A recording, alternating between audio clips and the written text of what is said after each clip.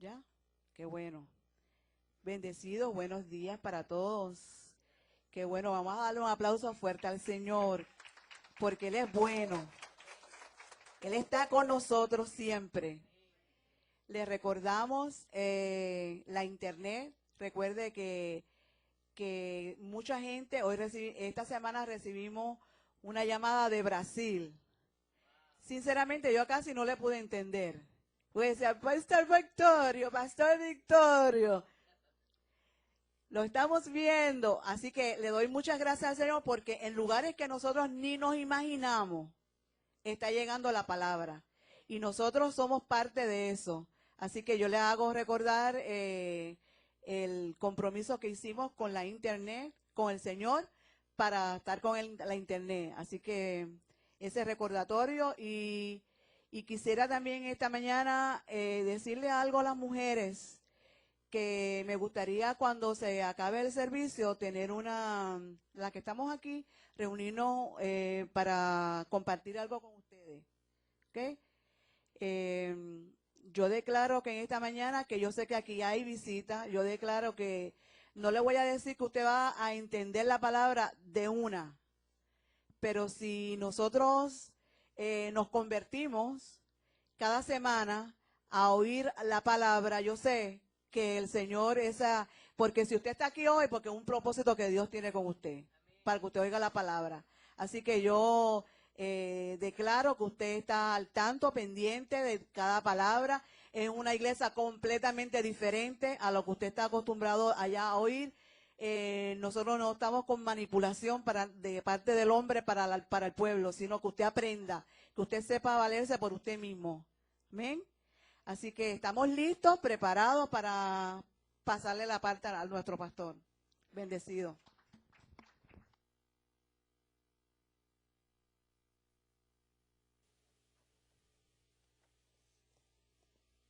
Ahí vaya buscando conmigo Hechos capítulo 3. Hechos capítulo 3.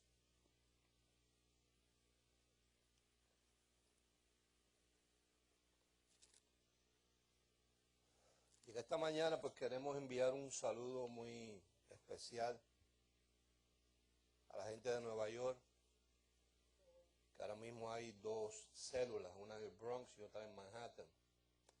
Así que vamos a enviar un saludo cariñoso a esa gente que están haciéndole frente al sistema.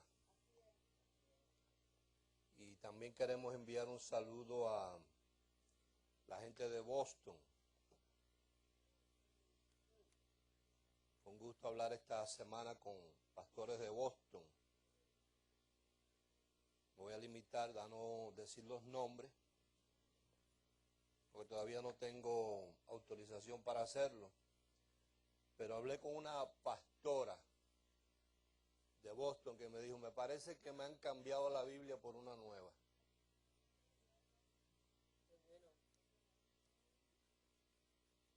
Ahí en Hechos capítulo 3, vamos a leer en el verso 18 y el 19, hemos estado ahí hace 2 o 3 semanas ya. La semana pasada estuvimos hablando sobre tiempos de restauración y la anterior estuvimos hablando sobre tiempos de refrigerio. Hoy vamos a hablar sobre tiempos de reforma. En Hechos capítulo 3, versos 18 y 19, dice, pero Dios ha cumplido así. Diga, Dios ha cumplido. Dios ha cumplido así lo que había antes anunciado por boca de todos sus profetas, que su Cristo había de padecer. Verso 19, así que arrepentíos y convertíos. O sea, me gustaría saber si tú estarías en capacidad de explicarle esto a otra persona. Tú puedes explicarlo. ¿Quién más sabría explicarlo? Más nadie. Más nadie sabe explicar esto a otra persona. Que le pregunte qué quiere decir eso, arrepentidos y convertidos, ¿sí? Después de 15 años oyendo esto, no sabes explicarlo. Porque esa es la idea de que tú vengas aquí. La idea es que tú vengas aquí, es que tú crezcas en este conocimiento y salgas a compartírselo a otras personas. No que te engullas y te engullas y te engullas y te engullas y te engullas. Y tú sabes que aquel que se engulle y come mucho y no elimina, se intoxica. Así que arrepentidos y convertidos para que sean borrados vuestros pecados y para que vengan de la presencia del Señor tiempos de refrigerio. Entonces, ya hemos estado hablando, pero es bueno siempre refrescar. Mi trabajo es estar seguro de que tú más o menos estás ahí en la línea, entiendes, para que puedas aclararle a otro, que es el propósito de que tú vengas aquí. Cuando uno se arrepiente, la primera acción, que es arrepentirse, uno lo hace una sola vez en la vida, y lo que produce eso es que son borrados todos tus pecados. Diga todos. Y en otra parte, en Romano, dice que los pasados, los presentes y los futuros.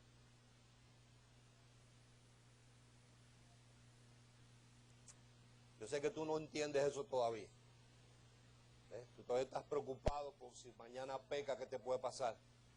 Porque es una intoxicación del ambiente religioso, que constantemente, esa es el arma más poderosa que tiene el religioso, hacer sentir a la gente en pecado. Porque una vez tú te sientes en pecado, te sientes desprovisto de todas las bendiciones de Dios y te sientes que no eres apto para acercarte al trono de su gracia. Pero dice la palabra que son los presentes, los pasados y los futuros. Nada nos podrá separar, nada.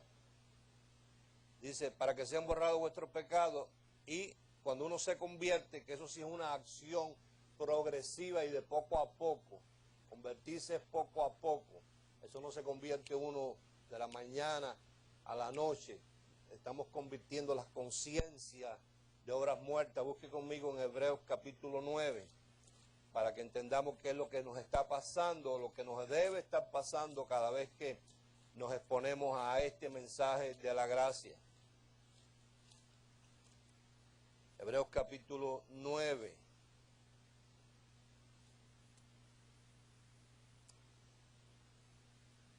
Verso 11. Dice, pero estando ya presente Cristo, sumo sacerdote de los bienes venideros, diga, ya Él está presente. O sea, Él no va a venir. ¿Ah?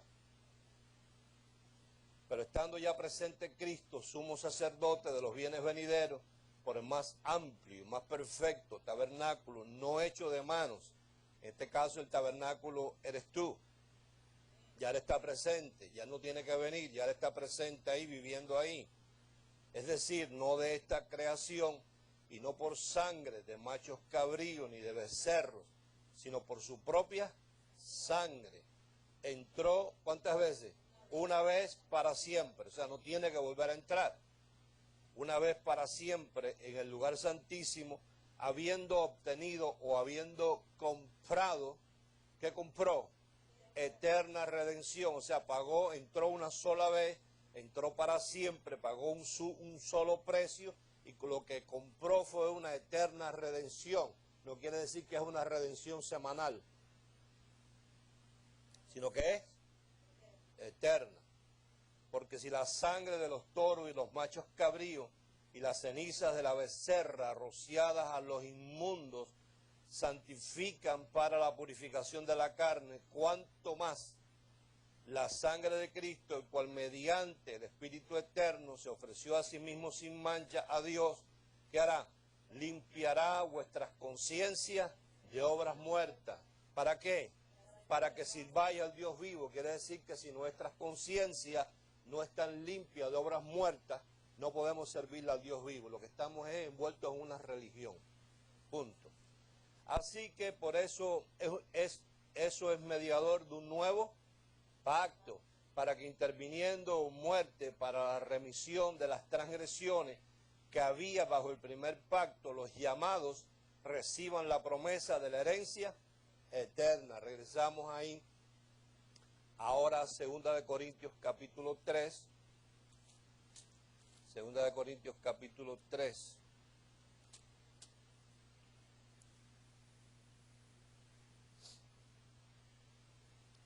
verso 6.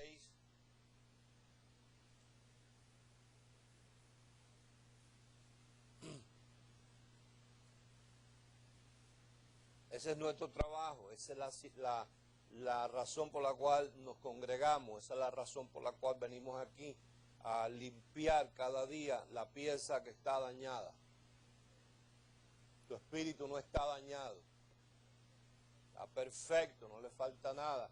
Tu carne, esa no vamos ni a hablar de ella, ahí no hay nada que hacer, vestirla lo más bonito posible. Ponerle lo más arete posible, pintarla lo mejor posible, a ver si pasa desapercibida. Pero tu conciencia es la pieza dañada.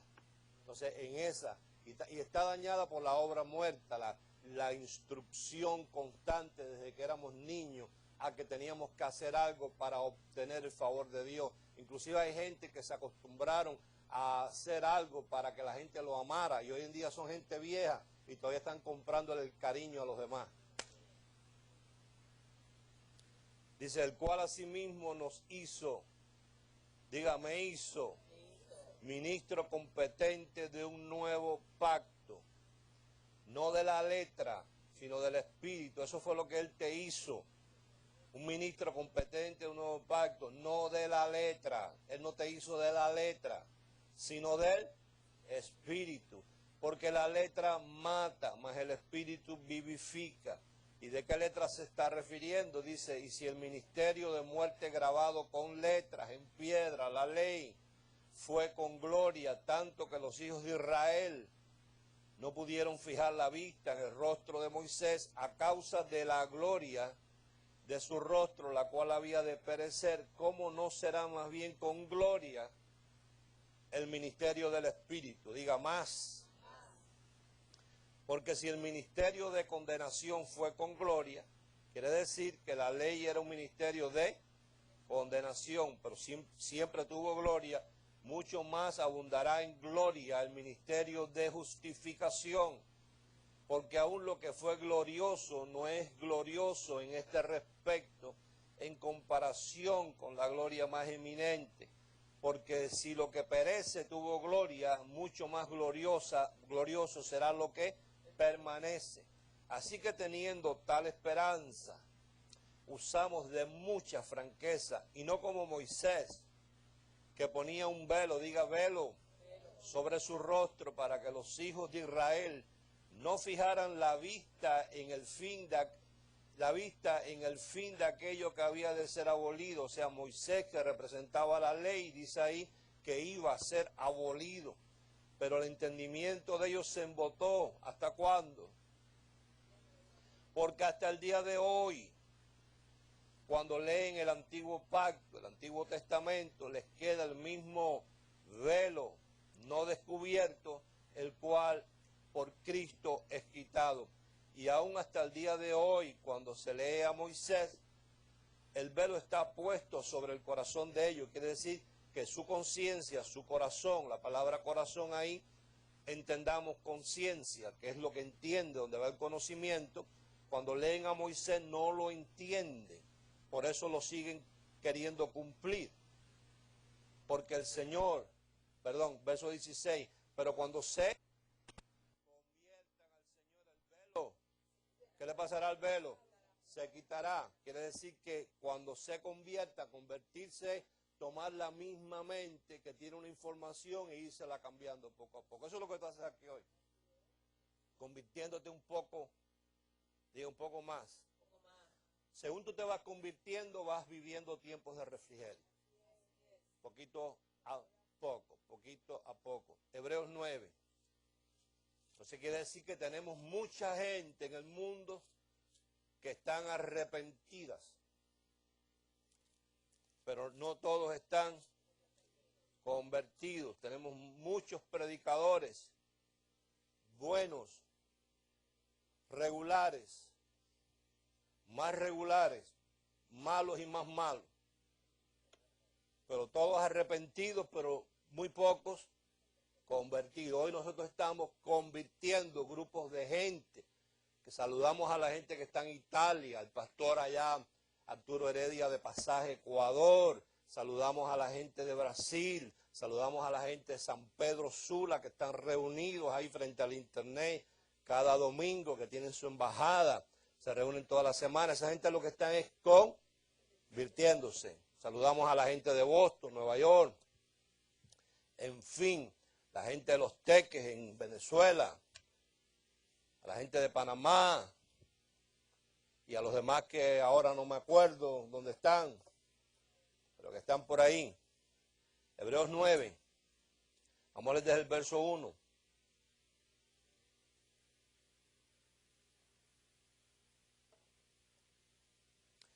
Dice, ahora bien, el primer pacto tenía ordenanzas de culto y un santuario terrenal. El verso que antecede a eso, que es el 13, que es parte del mismo pensamiento, dice, al decir nuevo pacto, ¿qué ha hecho? Ha dado por viejo al primero. Me gusta que tú participes, para que tú mismo te creas las cosas, para que tú mismo te sientas parte del asunto. Al decir nuevo pacto, ha dado por viejo al primero. Y lo que se da por viejo y se envejece, ¿qué le pasa? Ok, todo lo que estaba incluido en ese viejo pacto, diga, desapareció. Yo hablaba en estos días con un pastor de Cali, pastor Nelson Mina, y me decía, el problema de los religiosos es que quieren cumplir algo que Dios ya quitó.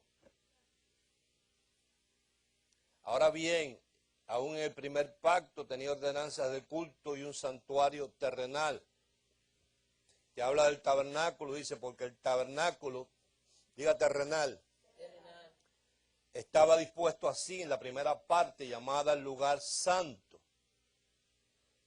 Estaba el candelabro, la mesa y los panes de la proposición. Tras el segundo velo estaba la parte del tabernáculo llamada el lugar santísimo, el cual tenía un incensario de oro, y el arca del pacto, cubierta de oro por todas partes, en la que estaba una urna de oro que contenía el maná, la vara de Aarón que reverdeció y las tablas del pacto, y sobre ella los querubines de gloria que cubrían el propiciatorio, de las cuales cosas no se puede ahora hablar en detalle. Y así dispuestas estas cosas en la primera parte del tabernáculo, entran los sacerdotes continuamente para cumplir los oficios del culto. Pero en la segunda parte, solo el sumo sacerdote, una vez al año, no sin sangre, la cual ofrece por sí mismo y por los pecados de ignorancia del pueblo, dando el Espíritu Santo a entender con esto, que aún no se había manifestado el camino al lugar santísimo, entre tanto que la primera parte del tabernáculo estuviese en pie, lo cual es símbolo para el tiempo presente, según el cual se presentan ofrendas y sacrificios que no pueden hacer perfectos en cuanto a la conciencia al que practica ese culto, ya que consiste solo de comidas y bebidas de diversos lavamientos. No me diga abluciones, que usted no sabe lo que es eso. Ustedes lo pusieron ahí para confundirte. Lavamientos o purificaciones por agua. Lavamientos o purificaciones por agua. La semana pasada te traje 3 versiones distintas de la Biblia donde lo narra así. No lea abluciones, que tú no sabes lo que es eso. Como dice el personaje ese de la televisión, Cristinito. Perdóname que te disculpe. Porque si tú le preguntas a cualquier religioso qué es una ablución, te va a decir un enema o algo por el estilo, pero eso es lo que quiere decir es purificaciones de agua, lavamientos de agua. Perdóname que te disculpe. Ya que consiste solo de comidas y bebidas y de diversas lavamientos de agua y ordenanzas acerca de la carne impuesta, voy despacito, diga hasta el tiempo de, diga tiempo de reformar las cosas. Quiere decir que todo lo antes dicho estuvo allí hasta, ¿de qué? De reformar todas las cosas. Ahora yo te pregunto, esto que pertenecía todo al tabernáculo o al templo, mi pregunta es esta: ¿hay templo o tabernáculo? no existe, no hay. Dios lo acabó, Dios lo destruyó, Dios le metió un terremoto y lo dejó en el piso. Lo que le queda es un muro ahí para que ellos se lamenten y se den cabezazo ahí, pero ya no hay eso. Quiere decir que si eso no está, y eso estaba hasta el tiempo de reformar las cosas, quiere decir que si eso no está, entonces hemos caído en el tiempo de reformar las cosas. Diga, ese es el tiempo. Entonces es el tiempo de reformar las cosas. Isaías 58. La semana pasada estuvimos leyendo ahí sobre el ayuno. Está el ayuno de los hombres, que es pasar hambre, y está el ayuno de Dios, que no es pasar hambre. La palabra ayuno quiere decir abstenerse.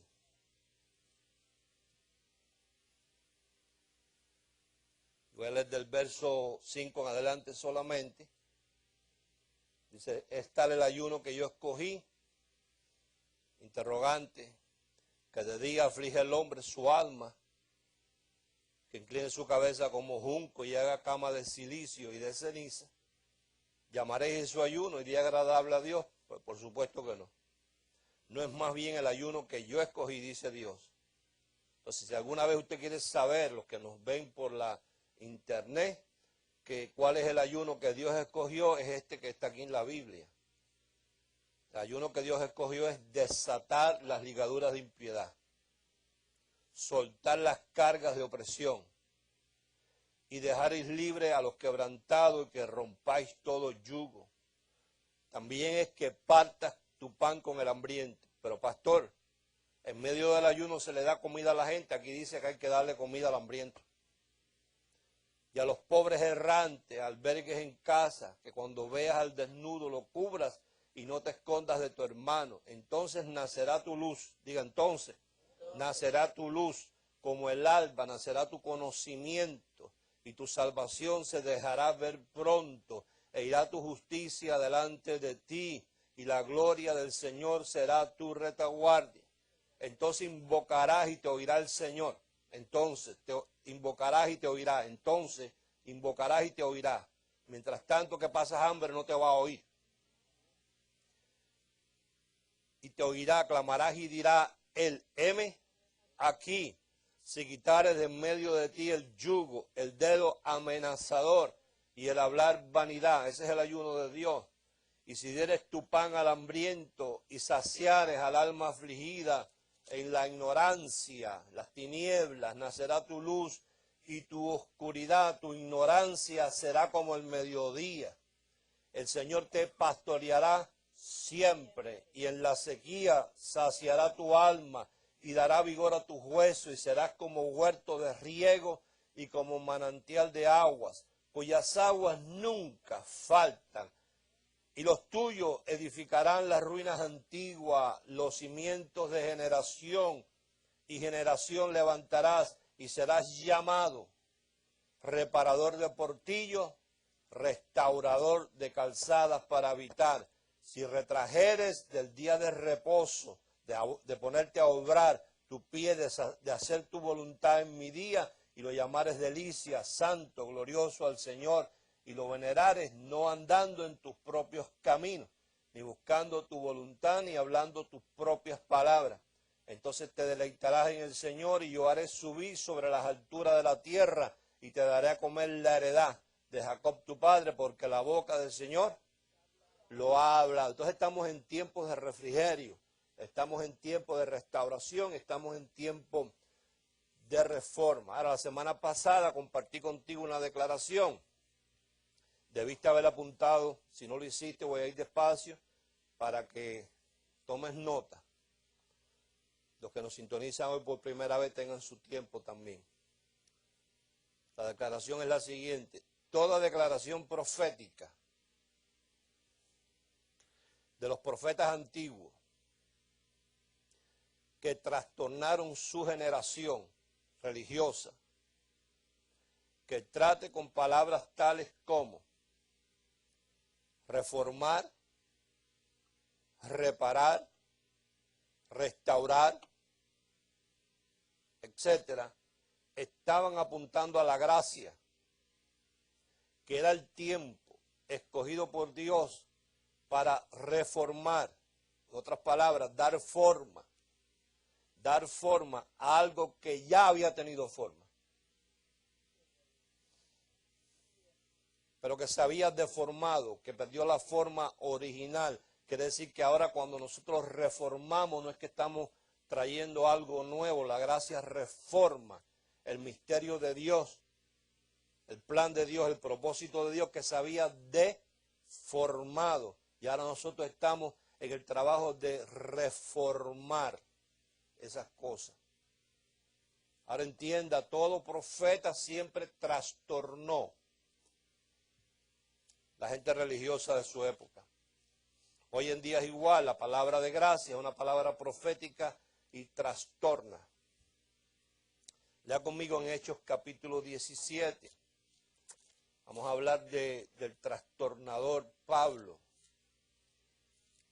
para que la gente, hoy mi trabajo constante hoy en día es mucho más que nada con los pastores, consolando a los pastores, convenciendo a los pastores, animando a los pastores, que todavía no han caído en cuenta de que cuando tú abrazas esta gracia, tú has sido elegido de entre los escogidos por gracia y para gracia. Quiere decir que tú estás en un grupo, te sacan del grupo, te entrena en la gracia a Dios para que tú regreses al grupo y le diga: ha llegado el tiempo de reformar las cosas, no es como ustedes lo están haciendo. Entonces ellos quieren recibir la gracia y quedarse dentro del mismo grupo. Por favor, no funciona. Ahora, yo estuve viendo allí la palabra trastorna, del griego.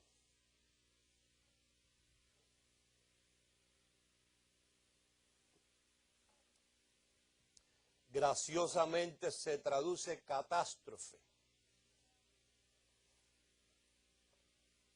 ¿Cuántos saben lo que es una catástrofe? Lo vemos en las noticias. Cuando tú hablas la palabra de gracia dentro de un círculo religioso que trastorna al religioso que te está oyendo porque lleva 15 o 20 años oyendo rudimentos y oyendo mandamientos de hombres y oyendo ley judaica, tú lo estás trastornando, oído. Tú lo que le estás creando es una catástrofe en su escuela teológica. Entonces tú no puedes pensar que ese religioso te vaya a dar una medalla porque tú le estás creando una catástrofe. Hechos 17. Por eso es que tú vienes y te escondes aquí, en este lugar todos los domingos, no te atreves a hablarle a la gente.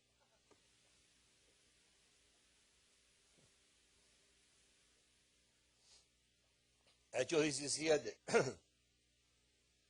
Dice, verso 1, pasando por Anfípolis y Apolonia, llegaron a Tesalónica, donde había una, ¿qué había? Una sinagoga de los judíos. Verso 2, ¿qué dice? Y Pablo, ¿cómo qué? Será la costumbre, como debe ser la tuya, cada vez que te encuentres un religioso, ese debe ser tu estilo de vida. Debe ser tu estilo de vida.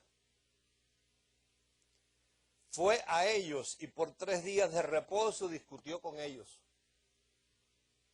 declarando y exponiendo por medio de las Escrituras que era necesario que el Cristo padeciese y resucitase de los muertos, y que Jesús, a quien yo os anuncio, decía él, es el Cristo. Quizás para nosotros eso no trastorne, pero para un judío decirle que aquel Jesús, el hijo del carpintero, era el Cristo, el Mesías que ellos habían estado esperando por miles de años, eso los trastornaba, les creaba una catástrofe, porque ellos esperaban que ese Cristo viniera de hijo de un sumo sacerdote, no de un carpintero, y mucho menos que el nacimiento de Jesús fuera dudoso, diga dudoso. Y algunos de ellos creyeron, ¿ves? Siempre alguien cree. Pero si uno no le habla, posible. y algunos de ellos creyeron y se juntaron con Pablo y con Silas. Y de los griegos piadosos gran número y mujeres nobles no pocas. Entonces los judíos que no creían.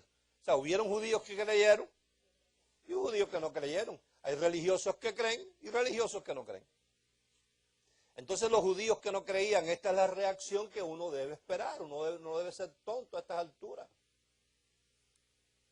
Entonces los judíos que no creían, teniendo celos, tomaron consigo algunos ociosos, hombres malos, y juntando una turba, estos son los judíos de la sinagoga,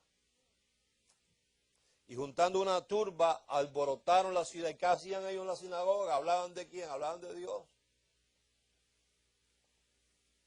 Pero Pablo les creó una ¿qué? Catástrofe. Si tú no le creas catástrofe a la gente que tú hablas con ellos, mejor no le hables, no pierdas tu tiempo. Alborotaron la ciudad y asaltando la casa de Jasón, procuraban sacarlos al pueblo. Pero no hallándolos, trajeron a Jasón y algunos hermanos entre las autoridades de la ciudad gritando. ¿Qué decían cuando gritaban?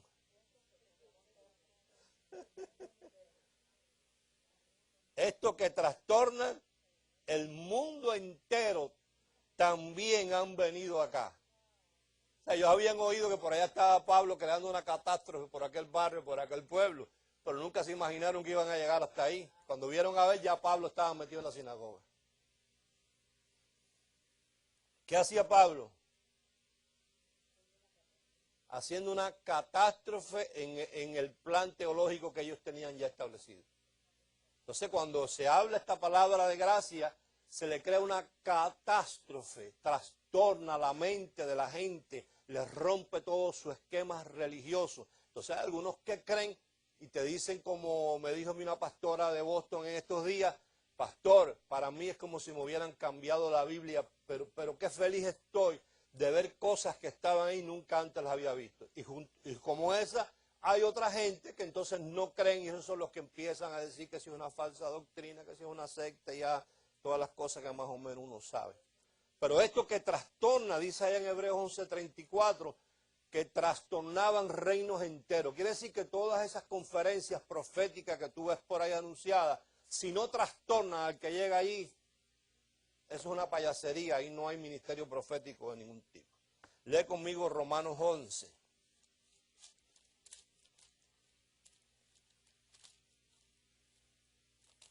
Romanos capítulo 11. O sea, que entiendan una cosa muy clara a la gente que nos ve y les gusta esta palabra, sobre todo pastores, tienen que entender que van a tener que pagar un precio. Algún día llegará a ser esto popular, quizás dentro de 20 años, 15 años, 10 años, yo no sé, dentro de 6 meses, quizás dentro de 50, quizás, no sé. Quizás alguien algún día nos hayamos muerto todos los que estamos aquí y alguien se encuentra un libro de esos por allá escondido bajo una piedra y lo lea y ese sea el que revolucione y trastorne y cree una catástrofe en todas partes. No sé, yo no tengo esa respuesta. Pero ahí en Romanos capítulo 11, verso 5, vamos a leer el verso 4, no, voy a leer el verso 3.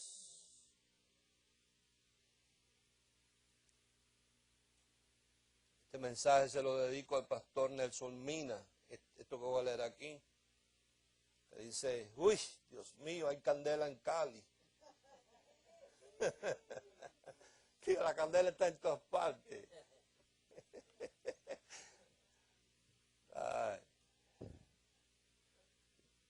Ay, Dios mío, apóstol, hay candela en Cali.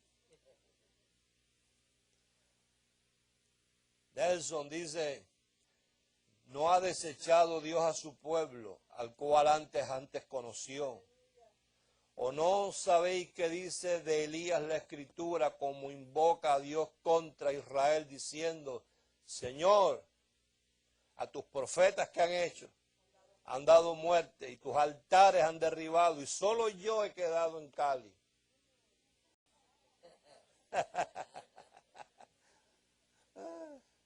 Y procuran matar. Pero ¿qué le dice la divina respuesta? No, Nelson, yo me he reservado 7,000 hombres que no han doblado sus rodillas a Baal.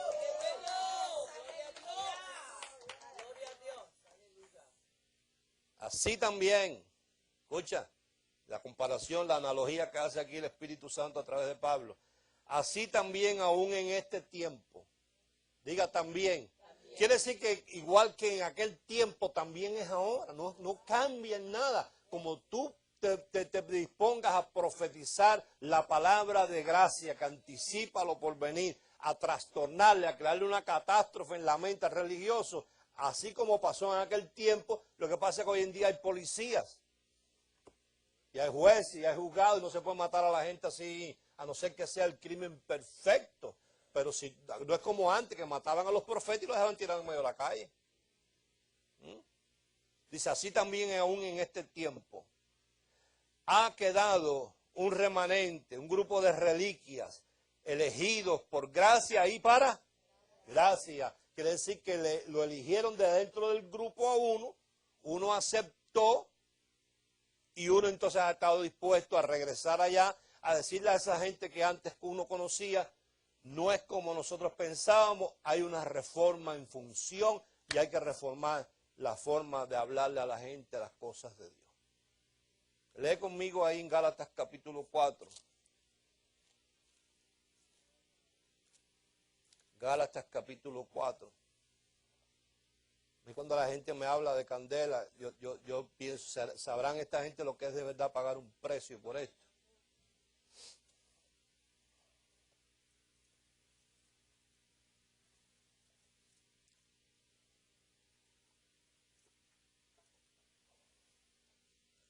Gálatas 4, verso 15. Gálatas es la iglesia apóstata. Gálatas es la iglesia que Pablo engendra en gracia. Y después que Pablo se va de allí y sigue su ministerio, le caen allí Pedro, Juan y Santiago, los especialistas en la ley, y trastornan, embrujan a la gente otra vez. Entonces caen en apostasía. O sea, caen en la tentación. Hay una tentación en esto, que yo conozco pastores que han caído en esa tentación de abrazar esta gracia y ver que hay que pagar un precio que no es el mensaje que en este momento a la sociedad donde nosotros estamos los excita. La sociedad es una sociedad de excitación. O sea, la sociedad de hoy en día es una sociedad programada para buscar la excitación. Yo me quedé asombrado. Yo miro las cosas con el ojo profético, ¿no? Y yo no soy de ningún equipo, de ningún deporte. Yo me gusta ver los equipos y hoy mismo empiezo en España, pero si veo que las cosas van cambiando, me paso por Holanda. Ya en el Mundial me he cambiado de equipo como 15 veces ya. A mí me gustan las buenas jugadas, la haga quien la haga. Y en el baloncesto es igual. Y a veces yo para archivar a los nietos míos les digo, yo voy a Chicago Bulls porque ahí está Michael Jordan. Y ellos me dicen, pero si Michael Jordan se retiró hace 15 años, tú estás atrasado. Pero yo es para jugar con ellos, ¿no? Entonces, ahora estaban locos porque venía el moreno Jane ese de no sé dónde, vaya, el papaupa, el que se come el agua sin masticar, vaya. Entonces yo me asombré de que a las 9 de la noche Pipo salió gritando, dando gritos, y subió corriendo para darme la noticia que el LeBron James había firmado a las 9 de la noche con los Miami Heat. Y me enteré que a las 11 de la noche no había un ticket disponible para toda la temporada. Entonces yo dije, listo, es que de eso se están alimentando las iglesias hoy en día, de la excitación. Y entonces, como yo no soy nuevo en esto, y yo he viajado tanto, desde México hasta Brasil y todo, siempre he visto la misma estrategia en aquellas iglesias numerosas, que como la gente está en un estado de ansiedad constante, que han sido programadas por el sistema para estar buscando lo que excita, Por eso hoy en día se vende tanta droga, no es porque haya buenos vendedores de droga, sino porque la gente busca la excitación. Toda iglesia, que el individuo que no sea transparente y honesto. Por ejemplo, te voy a poner un caso, ¿para qué yo me meto en estas cosas? Jesús Pérez en Caracas. Jesús Pérez en Caracas. Él levantó y puso una iglesia dentro de la Plaza de Toro, donde yo fui a predicar varias veces. Pero la estrategia de todas estas iglesias numerosas es que ellos buscan en la televisión las estrellas del evangelio que son famosas y conocidas. Entonces todos los meses te tienen una excitación. Este mes tienen un concierto tal con aquel que es conocido, el otro mes tienen una campaña tal, el otro una conferencia para mujeres con Paula Guayo, Juanita Bañez, creo que esas ya no están, pero bueno, cuando estaban, el otro mes. Entonces la gente ya no están de moda, ya esas no las invitan. Entonces yo miré la reacción de la gente con esto del jugador de baloncesto, que ahora hay que ver una cosa que la gente no ha observado. Ahí la estrella de ese equipo era Wayne. Hay que preguntarse algo, porque ellos son seres humanos. ¿Cómo se sentirá de cómodo Wayne con la sombra del otro moreno al lado? Porque ahora el equipo, en vez de ganar, puede perder, porque cada uno juega para su propia cuenta. Y los equipos, ganan cuando juegan como equipo, no como cuando juegan ellos personalmente. Y ahora hay una guerra de estrellas ahí, que Wayne querrá seguir siendo la estrella. Ahora el otro moreno quiere seguir siendo la estrella. Ahora tienen a otro moreno que quiere ser la estrella. Entonces ahora yo me pregunto, ¿cómo se sienten el resto de los jugadores? Entonces, se pueden equivocar, pueden quedar últimos en la cola. Pueden quedar últimos en la cola y enfrentarse a un equipo de verdad con corazón de que el equipo gane, no que ellos sean la estrella, y darle una paliza a los Miami Heat cada vez que se... Y perdón con los que son fanáticos de los Heat, ¿no? Que llegan aquí a la iglesia por la mañana y en vez de preguntar de qué habló el pastor la semana pasada, porque ni vinieron, estaban hablando de los Heat, yo oyendo allá de mi oficina. Pero perdón con esos fanáticos que son tan agresivos en el baloncesto, que no lo son en la palabra de gracia. Perdón, pero lo que te quiero decir es que de eso se alimenta hoy en día el círculo ese evangélico, de la excitación de la gente, que la gente necesita estarse siendo excitado constantemente, y lo que hoy tú le das, mañana no se lo puedes volver a dar porque se aburren de eso, hay que dar otra cosa nueva. Pero eso no es lo que a mí me enseña la palabra, que hay en Gálatas 4. Soy de los Heat, para que no buscarme el lío yo aquí hoy. Hasta que empiecen a perder. Me paso. Mira lo que Pablo le dice a estos galacianos. En el verso 15. ¿Dónde pues está esa satisfacción que experimentabas? Porque os doy testimonio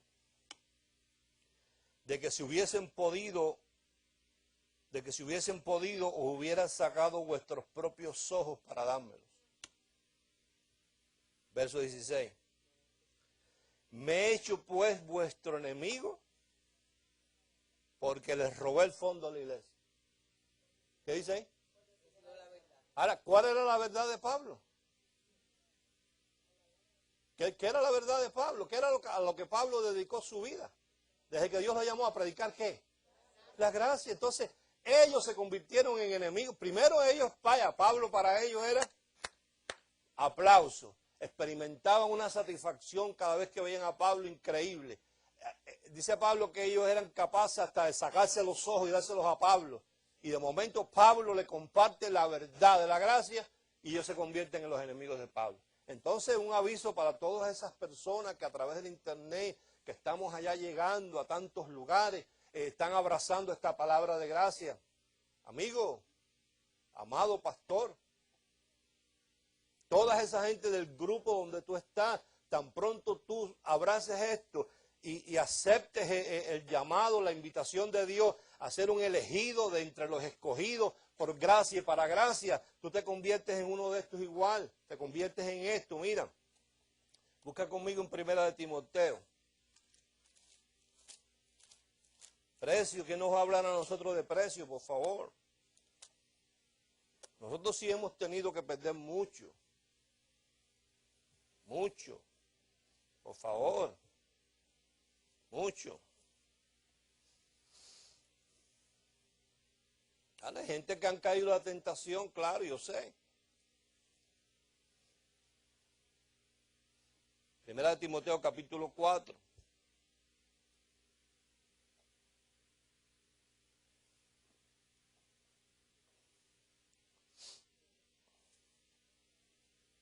Verso 1 dice, pero el Espíritu dice. ¿Quién dice? Fíjate que Pablo se cuida ahí de no decir yo Pablo digo. ¿Ok? Era clara ahí para que la gente no vaya a pensar que esto es una cosa que viene de una reflexión de su parte, como en algunos momentos él dice yo Pablo digo. No dice ni tan siquiera el Señor dice. Pero el Espíritu, letra mayúscula. Dice cómo, claramente, o sea, sin velo de ningún tipo, que en los postreros tiempos, quiere decir que desde el momento en que Pablo habló de los postreros futuros tiempos, son ahora. Algunos apostatarán de la fe, escuchando a espíritus engañadores y a doctrinas de ¿qué? Ayúdame, de demonios. Por la hipocresía de mentirosos que teniendo cauterizada la conciencia, prohibirán casarse y mandarán abstenerse. Diga alimentos, alimentos que Dios creó, eso se llama ayuno. Para que con acción de gracias participen de ellos los creyentes y los que han conocido ¿qué? La verdad, ponga ahí si usted quiere y puede, la gracia, esa es la verdad. Porque todo lo que Dios creó es bueno y nada es de desecharse si se toma en acción de gracias, porque por la palabra de Dios y por la oración es santificado. Si esto enseñas a los hermanos, serás. O sea, que el que enseña a la gente a ayunar no es. Pero si esto enseña que el ayuno es una doctrina de demonios, así hablado claramente, serás buen ministro de Jesucristo, nutrido con las palabras de la fe y de la buena doctrina que has seguido. Desecha las fábulas profanas y de viejas, el bochinche, el chisme. Ejercítate para la piedad, porque el ejercicio corporal para poco es provechoso. No es que no se aproveche, pero es poco provechoso. Pero la piedad para todo aprovecha, pues tiene promesa de esta vida presente y de la venidera. Palabra fiel es esta y digna de ser. ¿Por quién? Que por esto mismo trabajamos y sufrimos ¿qué? Oprobio. Entonces Pablo vino a ser como todos aquellos que hemos abrazado esta verdad, lo que hemos sufrido, ¿qué cosa es? Oprobio. Oprobio. Porque esperamos en el Dios viviente, pues, que es el Salvador de todos los hombres, mayormente los que creen. Esto manda y enseña. Ninguno tenga en poco tu juventud, sino sea ejemplo de los creyentes en palabra, conducta, amor, espíritu, fe y pureza. Entre tanto que voy, ocúpate en la lectura, la exhortación y la enseñanza. ¿Viste que no hay conciertos ahí? ¿Viste que no hay tumba? ¿Viste que no hay posición de mano, ni aceite, ni ayuno, ni nada de esas cosas? Entre tanto que voy, ocúpate de cuántas cosas, estas tres. ¿Qué era? 1, lectura. 2, exhortación, decirle a la gente que hay un camino mejor que por donde ellos van. ¿Y qué más? La enseñanza.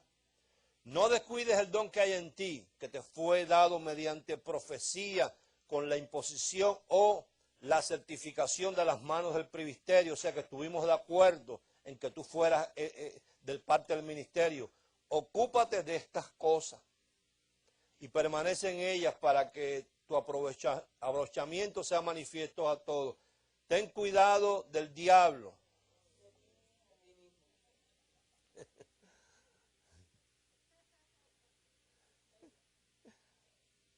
Ten cuidado de ti mismo. ¿Qué es lo que le estaba diciendo a Pablo a Timoteo? Timoteo, esto no es fácil, Timoteo. Va a haber tentaciones, Timoteo, donde tú vas a añorar y vas a extrañar en la convivencia, en la asociación de pastores, dentro del concilio. Vas a extrañar el grupo de amigos. Vas a extrañar que tú llegues a un lugar y seas bienvenido. Vas a extrañar todo eso, pero ya te dije que persistieras en estas cosas, que te cuidaras de ti mismo. Porque existe una tentación que se cura con esto. Romanos 5. ¿Ves? Romanos capítulo 5.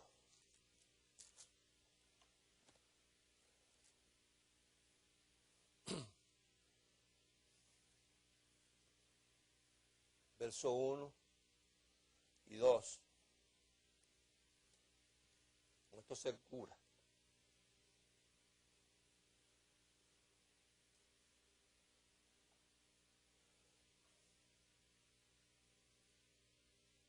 Dice, justificados pues por la fe. Fíjate que no es por la obra. Justificados pues por la fe tenemos paz para con Dios por medio de nuestro Señor Jesucristo, por quien también tenemos entrada por la fe ¿a qué? A esta gracia en la cual estamos como firmes. Ese es el antídoto, mantenerse uno firme en la gracia, porque hay una tentación. Yo he visto hombres que han abrazado, les ha gustado esta palabra, y la tentación, a eso que te digo, te pongo un ejemplo. Yo no sé si ustedes, algunos conocen, otros quizás no lo conozcan, a un evangelista muy famoso en sus tiempos, Carlos Jiménez. Él fue pastor también, pero más que nada de evangelista, reconocidísimo en toda Latinoamérica, un hombre, vaya, bien reconocido en toda Latinoamérica, especialmente en la parte de Colombia y Venezuela. En los años que murió el pastor Adi Bedén, que él estuvo por aquí por Miami, estaba en Texas, él me hizo una llamada y me dijo, Barbón, he estado orando y Dios me ha ministrado para que tú viajes conmigo a un viaje que tengo, una campaña que tengo. No recuerdo si fuera a Barranquilla, Colombia, o si fue a Punto Fijo, Venezuela, uno de esos dos lugares. Y yo le dije, pero ¿y qué tú esperas de mí? ¿Qué tú esperas de mí? ¿Qué tú quieres de mí? ¿Que yo puedo servirte? Y me dijo, bueno, mira, yo te vengo siguiendo los pasos y te estoy oyendo y lo que estás trayendo es un mensaje fresco, súper fresco. Y entonces nosotros cada vez que hacemos esas actividades, hacemos por la mañana seminario para pastores y por la noche estamos en el estadio y se predica a todo el que llega. Así que tú quieres de mí, que tú te hagas cargo de los pastores o por lo menos de algunas enseñanzas. Y creo que el primer viaje fue a Barranquilla. Efectivamente, allá se alquiló el estadio metropolitano que mete como 80,000 personas, una cosa tremenda. Y yo me hacía cargo por la mañana y él predicaba por la noche. Desde que yo arranqué en la mañana, aquello fue, diga conmigo, catástrofe. Porque arranqué diciéndole a la gente que el Padre Nuestro era una maldición. Y entonces saltó un pastor que se puso rojo, se puso a discutir conmigo. Yo todavía no me había dado cuenta de la clase de catástrofe que estaba armando allí, porque era el pastor anfitrión de la iglesia donde estábamos, rojo. Y el hombre saltó como una avispa y me dijo, un momentico, que ese ha sido mi devocional por los últimos 20 años, todas las mañanas. Y hermano, aquí dice la palabra que Jesús en los días de su carne, en los evangelios que pertenecían a la ley, le decía a sus discípulos, oren así mientras tanto, líbranos del mal, pero una vez él murió en la cruz y resucitó, dice allá en Colosenses 1, gracias Padre porque nos has librado del mal. Entonces tú eres el que escoge si tú quieres que te libren o recibes que ya te libraron. Entonces el hombre bajó ahí, Rafael Gómez se llama él. Una iglesia numerosa, porque es así de mes en mes, campañas y seminarios y actividades y conciertos, y eso es una locura ahí. En la hora de la tarde me meto al otro tema, que la cruz no era buena ni era mala, ni era bendición ni maldición. Y yo no me había dado cuenta que el hombre en la entrada de la iglesia tenía 3 cruces. Y entonces se levanta el hombre otra vez y yo veo y digo, ay, aquí nos van a sacar porque este es el pastor de la iglesia. Un momentico, porque la cruz, qué sé yo. Entonces yo me la quedo mirando y digo, ya habíamos salido a almorzar, ¿no? Y habíamos hecho cierta amistad y le dije, bueno, Rafael, a mí lo que me da es simpatía con lo que tú me dices, porque tú allá afuera no solamente tienes la que murió Jesús, pero también tienes la de los 2 ladrones, hermano. Bueno, ahí empezó la cosa a explotar, terminó la actividad, de ahí creo que entonces después fuimos a Punto Fijo, pasó lo mismo, yo empecé a hacerme cargo de los pastores, he tenido otros conferencistas para por las mañanas, pero ninguno quiso hablar, todos me cedieron el tiempo a mí, ahí se formó Troya de igual manera, había un pastor que después que yo me fui decía que él hubiese preferido que un terremoto hubiese hundido el estado Falcón, que yo hubiese llegado allí. Bueno, nuestro próximo viaje era Ciudad Bolívar, Venezuela. Ya teníamos una agenda, él la campaña y yo por las mañanas me hacía cargo del asunto. Cuando me llama a los pocos días, Barbón, Dios, ¿qué te pasa, hermano? ¿Estás agitado? Dice, tenemos un gravísimo problema. ¿Cuál problema es el que hay? Dice, que acabo de recibir una llamada de Ciudad Bolívar. Ay, ¿qué pasa? Me dice, hermano, nos quieren suspender la actividad. Ay, ¿qué pasó? Ahí, tempestad, lluvia, algo por allá. Dice, no, aquí la tempestad eres tú. Pero ¿cómo así? Dice, no, me dice el presbiterio de las asambleas de Dios que si tú vas, lo cancelan todo. ¿Cuál es el problema? ¿Por qué tú lloras? No, pero ¿qué hacemos? Yo no tengo compromiso con ellos, man. ¿Y tú? Tú decides. Si tú tienes un compromiso humano con esa gente, pues sencillamente yo no voy. Tú vas tú y sigues hablando la misma cosa. Si el problema de la catástrofe soy yo no voy y tú sigues con ellos. Bueno, cayó en la tentación, porque yo no fui y de ahí más nunca volví a saber de Carlos Jiménez. Él sigue con su gente. ¿Ves? Hay un peligro en caer en la tentación porque no es fácil. Mira, lee conmigo en 1 Corintios 4. Por allá había uno en una ciudad de Colombia que empezó con nosotros a predicar gracia y cayó en la tentación. Y después decía por radio, yo fui engañado, no me arrepiento de todo lo que hablé. Y bueno, ¿será que cuando yo lo agarré tenía 7 años y yo le metía los dedos en la boca, así un viejo, ya que engañado? Pasa que se sintió el fragor y el calor de crear catástrofes en aquel pueblo. 1 Corintios 4, verso 9.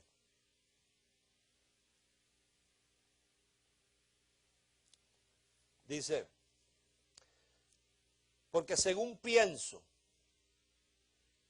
Dios nos ha exhibido a nosotros los apóstoles como postreros, como a sentenciados a muerte, pues hemos llegado a hacer espectáculo al mundo, a los ángeles y a los hombres. Nosotros somos insensatos por amor de Cristo, mas ustedes prudentes en Cristo. Nosotros débiles, mas vosotros fuertes. Vosotros honorables, mas nosotros despreciados. Hasta esta hora padecemos hambre, tenemos sed, estamos desnudos, somos abofeteados y no tenemos morada fija. Nos fatigamos trabajando con nuestras propias manos. Nos maldicen y bendecimos. Padecemos persecución y la soportamos. Nos difaman y rogamos. Hemos venido a ser hasta ahora como la que. ¿Está lo que es una escoria? Eso es lo que le decían a la gente que Fidel mandó por el Mariel, no a todos, por supuesto, a los que sacaron de las cárceles, que eran los predadores, los violadores, los asesinos, los locos del hospital de locos. Cuando llegaron aquí le decían escoria. Pues entonces a Pablo la etiqueta que le pusieron por predicar este mensaje era que era una escoria. Escoria del mundo, el desecho de todos. Entonces dice verso 14, no escribo esto para avergonzarlos, sino para amonestarlos como a hijos míos amados. Porque aunque tengáis 10,000 ayos, o 10,000 maestros, o 10,000 seguidores, o 10,000 predicadores en Cristo, no tendréis muchos padres, pues en Cristo Jesús yo os engendré por medio del Evangelio, de la gracia. Por tanto ruego que me imitéis. Por esto mismo os he enviado a Timoteo, que es mi hijo amado y fiel en el Señor, oído, el cual os recordará mi proceder en Cristo, de la manera que enseño en todas partes y en todas. Quiere decir que Pablo, donde quiera que iba, enseñaba lo mismo. O sea, no puede uno caer en la tentación. Esto va dirigido más que nada a los predicadores, aquellos que predican la palabra. Yo me entero de cosas porque me llaman de muchas partes. Por allá teníamos un discípulo por la parte de Nevada, ¿ves? Y entonces esa persona cuando nosotros fuimos a ministrarle allá, no sabía ni dónde estaba el libro de Romanos. Y lo agarramos de la manito y me dijo, apóstol, circuncídeme la iglesia, quíteme todos los rudimentos. Y el hombre estuvo ahí. Pero entonces cayó en la tentación que te cuento, de sentirse solo, de que le pusieran la etiqueta de oprobio, de escoria. Y entonces empezó a ver que la gente ya no lo recibía con buen grado en las reuniones. Entonces finalmente se metió a un concilio. Y entonces, mal hecho, por supuesto, porque utilizó ese concilio que tiene muchas iglesias para hacer contactos y hacer actividades y poder viajar sobre toda esa área de New Jersey, Nueva York. Entonces cuando le preguntan, porque es inevitable que si tú agarras muchos mensajes nuestros aquí, es inevitable que cuando tú abras la boca, alguien que haya oído te diga, ¿tú será que conoces al catástrofe? Por allá por Canadá, una vez un muchacho salvadoreño, pastor aquí en la ciudad, que no sé qué se ha hecho de él, Benavide un día se apareció allá a pedirme perdón porque había hablado mal de mí, se llevó todos los libros, los cassettes, y bueno, y una vez me entero de un pastor de Canadá que me llama y me dice, oye, ¿tú conoces a Benavide? Digo, claro, lo conozco, y me dice, pues dice que no te conoce a ti. ¿Y cómo así? Digo, que vino aquí a predicar y tan pronto había abierto la boca 10 minutos. Yo dije, este me huele a algo. Y efectivamente cuando lo confrontó, le dijo, ¿tú conoces al pastor Barrón? Y dice, sí, claro, yo lo conozco, pero estaba sin identificarse. Pues a este ahora, cuando le dicen en New Jersey, pero tú me suenas como que vienes del ministerio del pastor Barbón. Entonces él dice, bueno, hermano, el pastor Barbón es un gran maestro, pero lo que pasa es que no hay que buscarse enemigos innecesarios. Para ellos no buscarse enemigos innecesarios es adulterar el evangelio de la gracia. Entonces, viste, que se predica lo mismo en todas partes. Yo respeto a la gente que por ejemplo, mira, cuando nosotros empezamos a hacer seminarios allá en el área de Palabrio, que habrás notado que ya yo no hago casi seminarios. La razón es porque muchos de ustedes ni vienen sin justificación y no traen a nadie nuevo, entonces ya no quiero atosigarlos más de conocimiento, ¿no? Pero cuando empezaron a venir pastores de otros lugares, me acuerdo, no se me olvida nunca, que en ese grupo vino un pastor muy serio él, que se llamaba Andrade, apellido Andrade, David Andrade, Puerto La Cruz, un hombre sumamente respetado. Entonces yo siempre acostumbraba a esos pastores a hospedarlos en mi casa, con el propósito de que después que estuvieran en el seminario, cualquier inquietud o cualquier interrogante, podérsela aclarar allí en amistad. Y por allí pasó José Silva de Caracas, y pasó Mario Gáspero de Venezuela también, y pasaron unos cuantos, y los de Colombia, y cayó ese pastor David Andrade, un hombre muy serio. Bueno, fuimos al seminario, estaba el pastor Arnold en ese seminario, quedándose en mi casa, estaban en el mismo cuarto, él en una cama, Arnold en la otra. Vino el domingo, yo seguí con el mismo tema, y después que llegamos a la casa, almorzamos algo, yo le dije al pastor David Andrade, Pastor Andrade, yo voy a estar por aquí, si usted tiene alguna inquietud, pues para que la compartamos. Me dijo, sí, déjeme coger un poco de fresco. Voy a sentar, si usted me lo permite, afuera en el lago de su casa, la vista es muy bonita. Le dije, sí, cómo no. Yo le vi la cara al hombre con cara de catástrofe.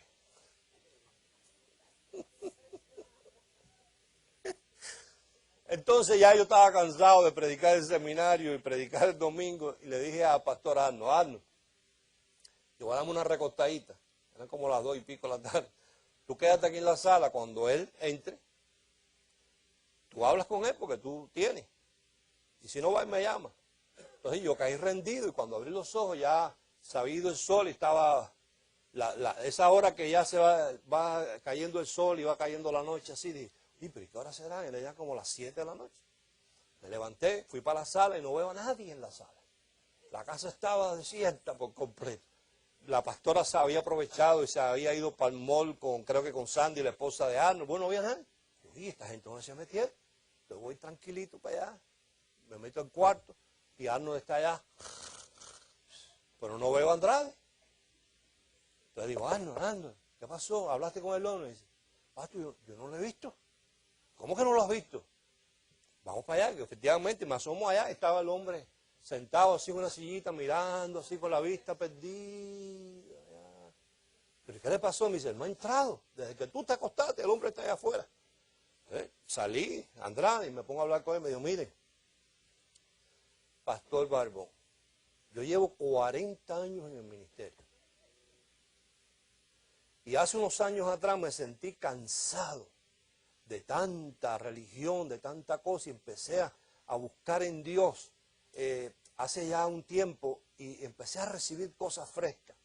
Y pensando que la gente las iba a aceptar, las empecé a compartir, y me aterrorizó la idea de que entonces la gente que habían estado conmigo muchos años, de momento ese espíritu de excitación que ellos tienen, se me empezaron a correr. Porque entonces ya yo entendí que en esta reforma, fue la palabra que él usó, ya el hombre, Dios no quería que yo estuviera interviniendo con la gente, sino que los enseñara a ellos a depender de Dios. Entonces yo dejé de usar el aceite sin decir nada, dejé de imponer manos. Toda esa gente en la plataforma, en el altar el domingo, que eran los mismos, que era un vicio ya lo de la gente, que pasaban y yo ponía mano y se caían y había que taparlo y la gente se revolcaba, y el aceite y predicadores todos los meses. Yo dejé un tiempo de traer predicadores, de dar conciertos, y me dediqué al estudio de la palabra.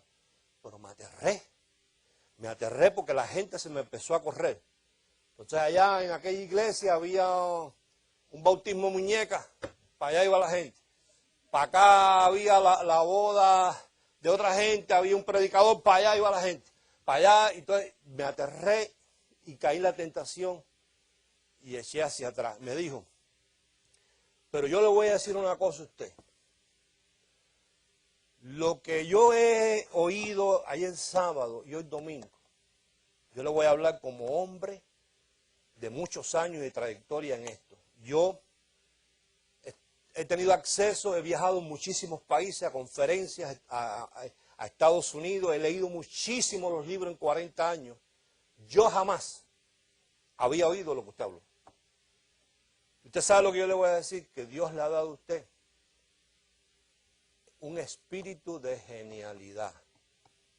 Por el simple hecho de que lo que usted habla ni está escrito ni usted lo lee, sino que usted se para ahí y abre la boca, y usted está 1 hora y media, 2 horas hablando y hablando. de cosas que no están escritas en ningún libro, que no aparecen en ningún video, que no están escritos en ningún seminario, que no están en ningún folleto. Y yo le digo a usted que si algún día yo tuviese el valor de abrazar esta palabra, con todo lo viejo que yo estoy, usted sería mi apóstol.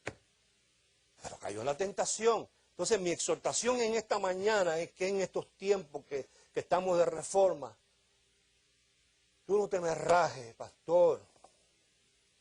No es que yo te necesite, porque ya tú ves, no es como alguien dijo allá en Honduras que aquí lo que habíamos era 14, ¿ves? Aquí no hay 14 personas, somos un poquito más de 14, o creo que somos 16.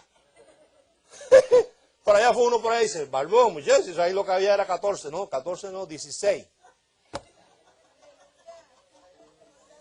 A veces somos 7. No somos miles, nunca hemos llegado a ser miles. Estamos en la cosa de Nueva York y Boston y Colombia y Venezuela y Los Teques y Caracas y Maracaibo y aquí y allá. A mí me hubiese sido más fácil quedarme en el Miami Stadium siendo aplaudido, que allá en el Pachencho Romero en Maracaibo, en la Plaza de Toro de Caracas, mis buenas ofrendas, pero aunque sentí la tentación, me acordé del consejo de Mickey Mouse. Cada uno para su cueva. Ellos allá y nosotros acá. Seremos una semana 7, otras 14. Lee conmigo esto último y vamos a terminar, Hebreos 13.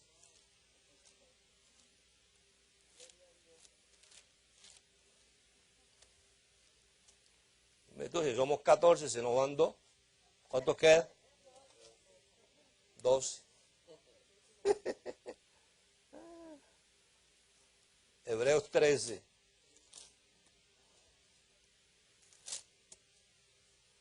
No caigas en la tentación. Que no sé qué tiempo quedará, pero espero que sea pronto que veamos.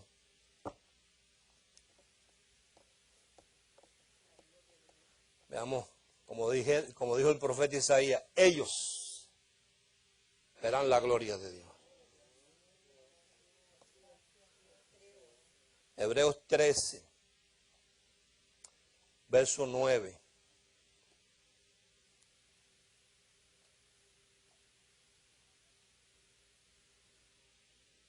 Hagamos lo que nos corresponda a cada uno.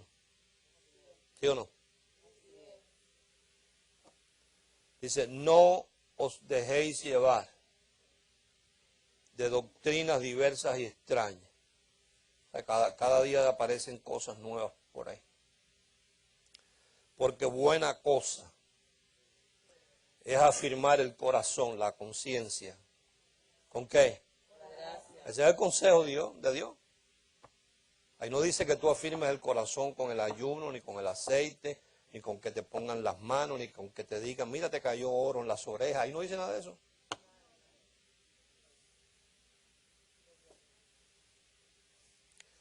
Porque buena cosa es afirmar el corazón, la conciencia, ¿con qué?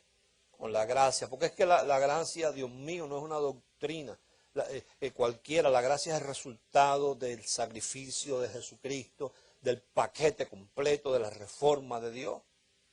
No con vianda. Y esa es otra palabra que nos pone a confundirnos. La palabra vianda del griego es bruma, que quiere decir obra humana. O sea, tú no puedes afirmar tu conciencia con la obra humana. Ahora mira, ¿qué dice? Que nunca aprovecharon a los que se han ocupado de ella. Quiere decir que si ahí nos dice a nosotros que a los que se ocuparon de esto no les aprovechó, quizás hoy en día cualquiera ve un movimiento por allá de excitación, pero ¿cuántos movimientos de excitación no han pasado y han pasado a la historia y ya no están? ¿Quién es el movimiento de más excitación que el de Benny Hinn? Eso está allá que está desapareciendo, el de Karma. Pero la palabra de gracia, hermano, mañana yo no podré estar aquí. Pero cualquiera de ustedes viene aquí y abre esta palabra y la palabra de gracia siempre va a estar ahí para cada uno de nosotros. Vamos a leer en Tito, y ya nos vamos. Tito. Pobre Tito.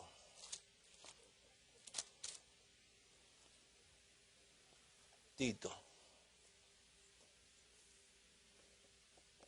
Entonces ya tú sabes que cuando tú vayas a hablar gracias a un religioso, ¿qué tú debes tener presente? Que tú vas a crear una ¿qué? Una catástrofe. Y que te van a tildar de escoria, de oprobio.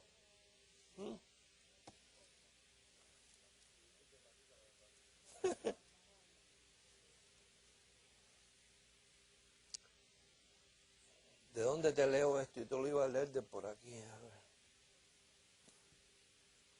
De por aquí. A ver.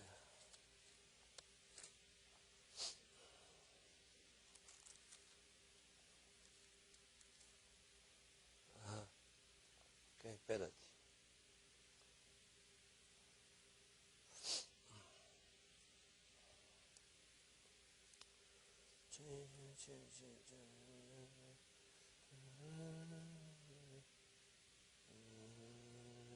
Ok, aquí.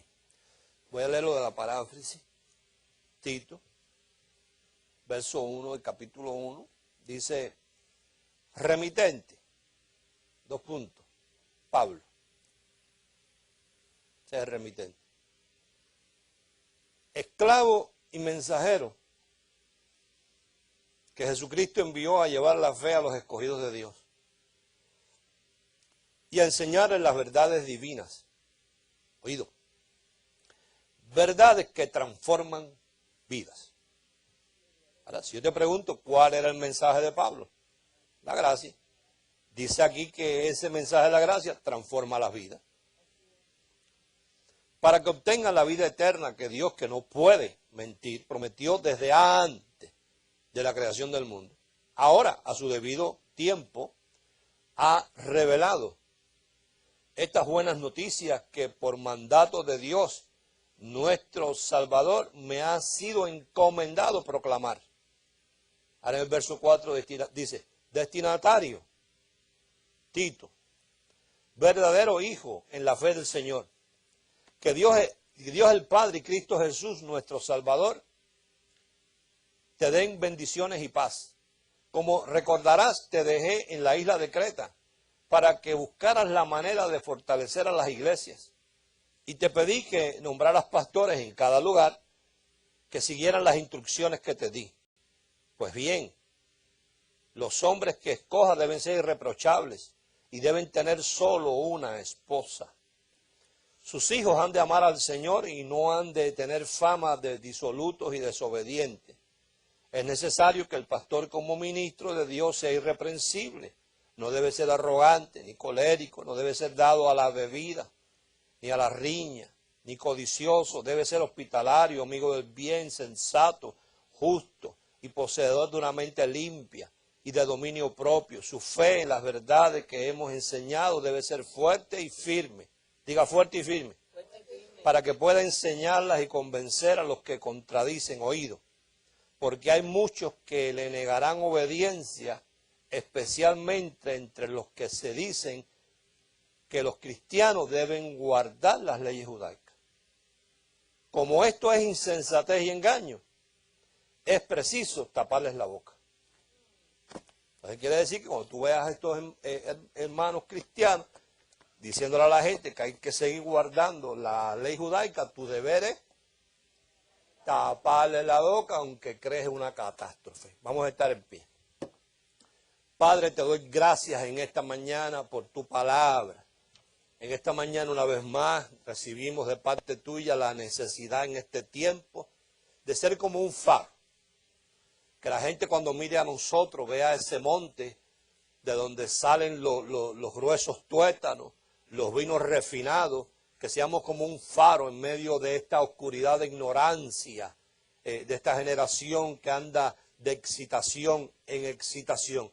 Ayúdanos a mantenernos, Espíritu Santo, con el corazón, la conciencia afirmada en la gracia, que podamos ser de ejemplos a todos esos pastores en toda Colombia, Venezuela, Ecuador, Nueva York, Boston, etcétera, etcétera, que muchas veces atraviesan por la tentación de no seguir adelante, en Panamá, allá en Honduras, por la presión que ejerce, pero sabido está, claro está en tu palabra, que aquellos que hemos sido llamados como reliquias, se nos ha dado el mandato de ir a aclarar el misterio de la gracia a esos escogidos. Unos creerán y otros no creerán. Que nos ayudes, Espíritu Santo, a soportar la reacción de aquellos que no creen, que al recibir esta palabra que confronta, esta palabra profética, esta palabra que trastorna, nosotros entendamos que lo que les está sucediendo es que se les está creando una catástrofe en su mente teológica, en su esquema teológico. Te damos muchas gracias por habernos separado, escogidos para este mensaje en esta hora. Gracias, Padre, en el nombre de Jesucristo. Amén.